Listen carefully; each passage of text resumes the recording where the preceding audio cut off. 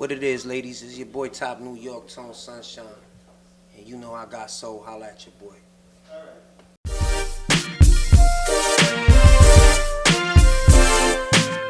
You know I got soul here with Tony Sunshine once again, like you just mentioned. Indeed.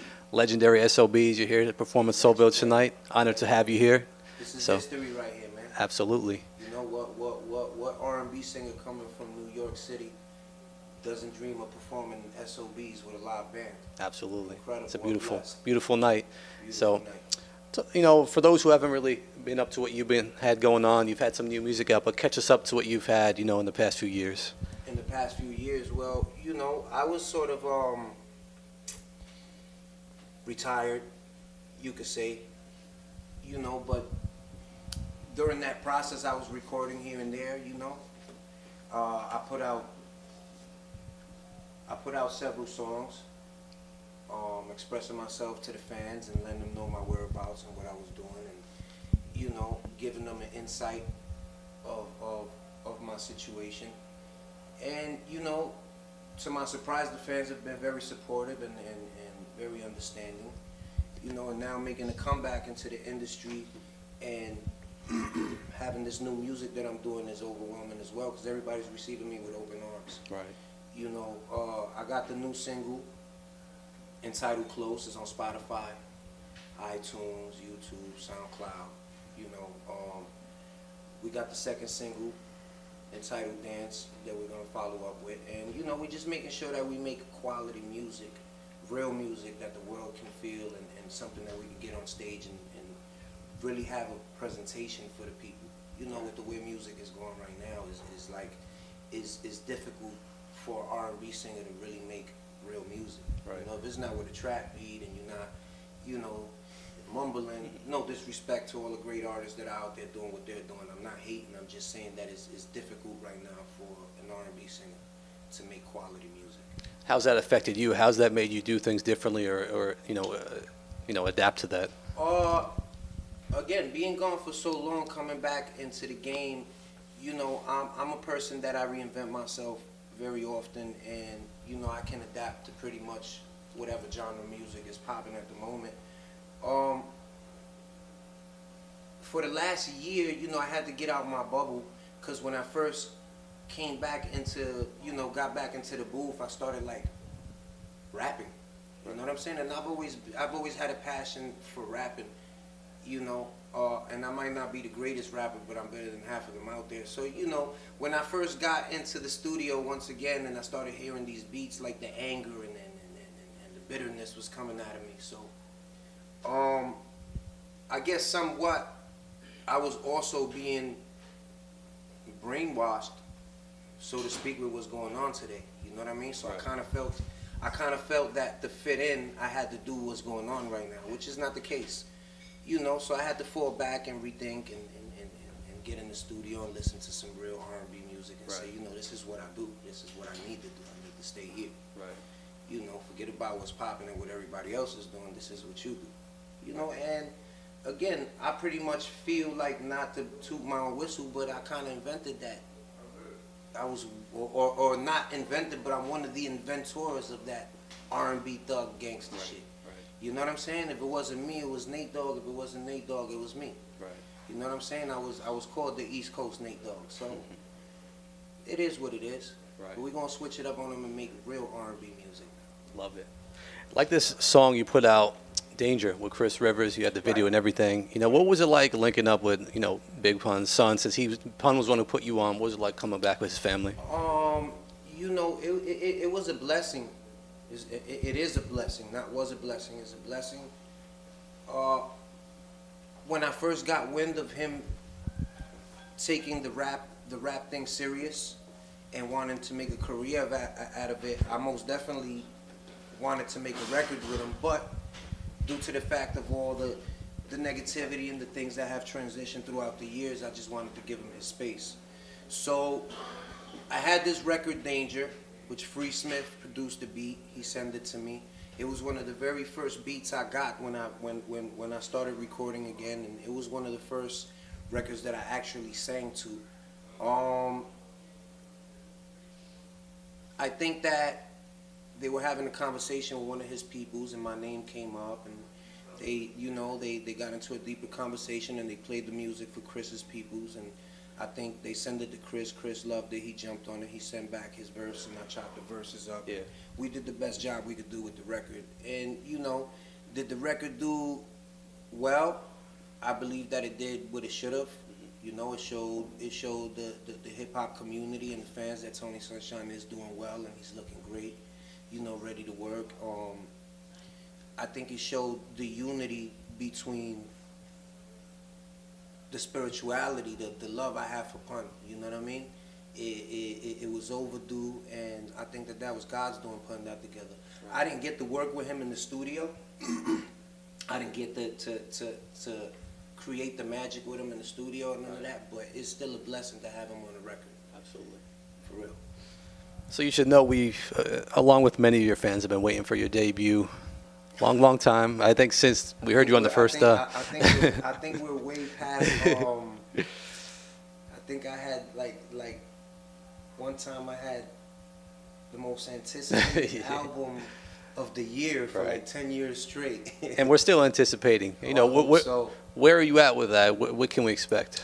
Yo, if I tell you that I'm on my R&B Tupac shit, and I don't mean being a gangster or none of that. I mean with the songs, I have over 150, maybe even 200 records just recorded. We have so many EPs and LPs. It's just picking the best records to put the best possible album we can together. After we just said, I've had the most anticipated R&B album of maybe 1.5 decades. You know what I mean? So to be anticipated that long and come out with a bogus album, it wouldn't be ideal. So we waited this long, we just gonna wait a little bit longer and make sure that we make the best possible records for the fans and make sure that they enjoy the product. Right. Just looking back at your history, I know you've been through a lot in this industry, a lot of BS with labels. You've had a bunch of deals. Has there ever been a time you were close to releasing that album? Was there a time it was ready, it was about to come out? But I mean, we're not gonna get into how many deals I had. I think that'll be generic. I think I've spoke about that before, but I don't think there's a label that I was signed to that we didn't deliver an album. And every time the album got ready to get mixed and mastered, there's always a situation, and that's neither here or there, because Tony Sunshine is a different guy now. I'm a different entity, a business savvy. My will is only to win. It's only up here. I can't hit rock bottom any lower. You know what I mean? So it's only but up but here from here. So love it.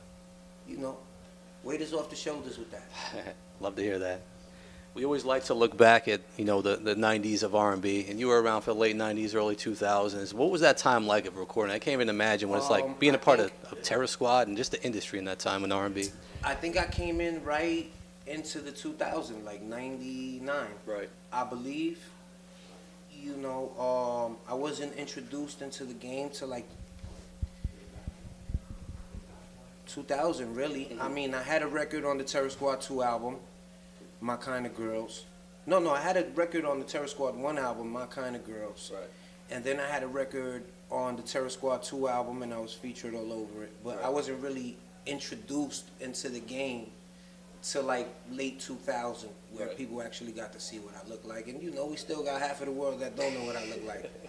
But yeah, I've been around for a minute. Right. I played my position. Absolutely.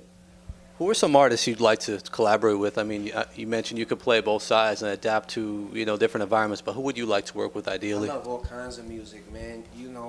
Everybody knows that Nas is like my favorite lyricist in the universe. I would love to collaborate with him on something really worldwide. He has the ability to do that. And then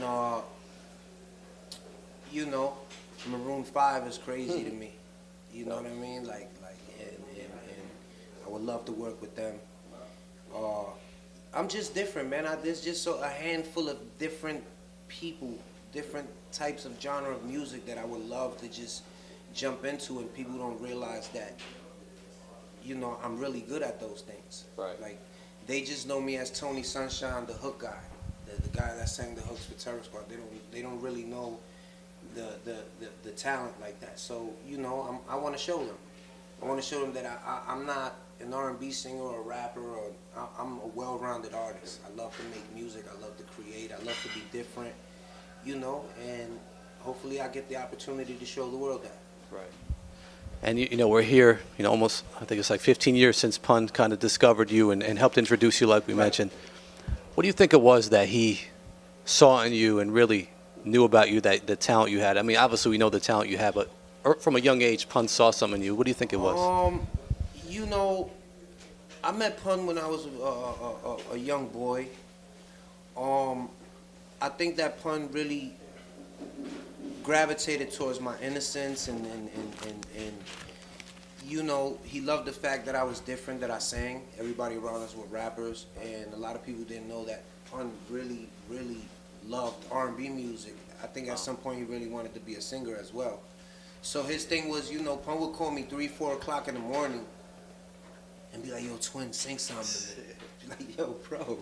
Like, you know. So that's the type of love Pun had for me, man. He had this faith, this belief, you know, and he expressed it many times, you know, and it was overwhelming for me. But I think that he honestly believed I was the difference. I was gonna make a difference in the game, you know. You still have that, you know, you still have been making a difference for all these years, and still greater things to come, I believe. Yeah. Oh no, this is the best is yet to come. Like I said, there's no other way but up from here. Right.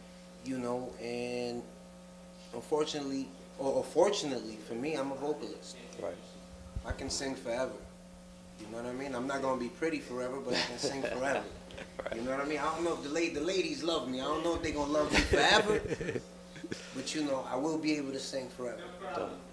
That's all we have for you, Tony. Anything you'd like to add? That's it, man. New record, close, Spotify, iTunes, SoundCloud, YouTube. Show your support. Your boy is back. Holla at your boy, ladies. I love y'all.